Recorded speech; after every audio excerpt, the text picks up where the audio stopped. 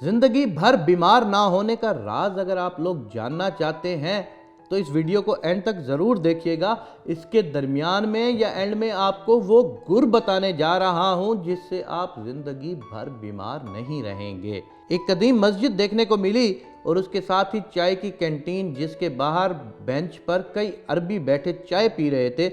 उनमें से एक काफ़ी बूढ़ा शख्स भी बैठा था जो शक्ल से बलोची लगता था। मैं इल्म की तलाश में सरगर्दा खुद से शर्त बांधी कि अगर मैं इस बूढ़े के साथ बैठकर चाय ना पी सका तो मेरी ज़िंदगी का कोई फ़ायदा ही नहीं है। मैंने अपने स्टाफ को दूर बिठाकर और चाय लेकर उनके पास जाकर सलाम किया तो अंदाज़ा दुरुस्त निकला, वो बलोची ही थे। अपने आने का मकसद बयान किया तो उन्होंने पास बिठा लिया और मुख्तलिफ किस्म के टॉपिक पर बातें शुरू हो गई। खैर, बात ख़त्म करते वक्त मैंने अपनी उम्र बताई और उनकी पूछी तो मालूम हुआ 95 बरस के थे और उनकी वालदा का इंतकाल 105 बरस की उम्र में हुआ था। मैंने ज़रा हिचकिचाहट से पूछा कि अच्छी सेहत का राज तो बताएं।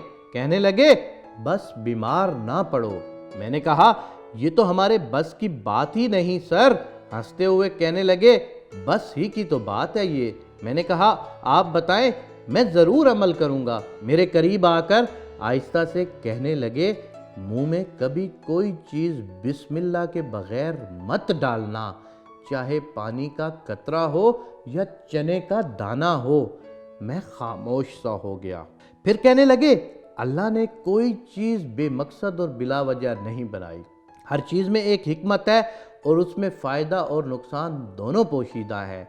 जब हम कोई भी चीज़ बिस्मिल्लाह पढ़कर मुंह में डालते हैं तो अल्लाह उसमें से नुकसान निकाल देता है। हमेशा बिस्मिल्लाह पढ़कर खाओ पियो और दिल में बार बार खालिक का शुक्र अदा करते रहो और जब ख़त्म कर लो तो भी हाथ उठाकर शुक्र अदा करो, कभी बीमार नहीं पड़ोगे। मेरी आंखें तर हो चुकी थीं, देर हो गई थी। मैं सलाम करके उठने लगा तो मेरा हाथ पकड़कर कहने लगे, खाने के हवाले से आखिरी बात भी तो सुनते जाओ। मैं जी कहकर फिर बैठ गया।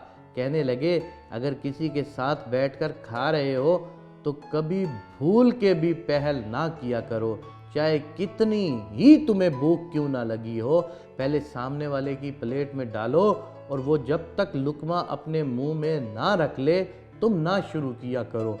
मेरी हिम्मत नहीं पड़ रही थी कि इसका फ़ायदा पूछूं, लेकिन वो खुद ही कहने लगे, ये तुम्हारे खाने का सदका अदा हो गया और साथ ही अल्लाह भी राज़ी हुआ कि तुमने पहले उसके बंदे का ख्याल किया। याद रखो, ग़ज़ा जिस्म की और बिस्मिल्लाह रूह की ग़ज़ा है। अब बताओ, क्या तुम ऐसे खाने से बीमार पड़ सकते हो? दीन की छोटी छोटी बातों से हम और हमारी औलाद कितनी महरूम रह चुकी है, इसका अंदाज़ा कभी हमने सोचा ही नहीं, कभी लगाया ही नहीं कि हम कितने महरूम हो चुके हैं दीन की इन छोटी छोटी बातों से कि जब भी खाना खाएं हम एक फ़कत बिस्मिल्लाहिर्रहमानिर्रहीम कहकर अगर उसको शुरू कर दें तो उस खाने में से नुकसान ख़त्म हो जाएगा, सिर्फ और सिर्फ फ़ायदा बकाया रह जाएगा। और अगर आप किसी के साथ बैठकर खाना खा रहे हैं तो आप उसको पहल करने दें। अगर वो पहल नहीं कर रहा तो आप खुद उसकी प्लेट में आगे बढ़कर उसको कुछ डाल दें और उसको लुकमा भरने दें।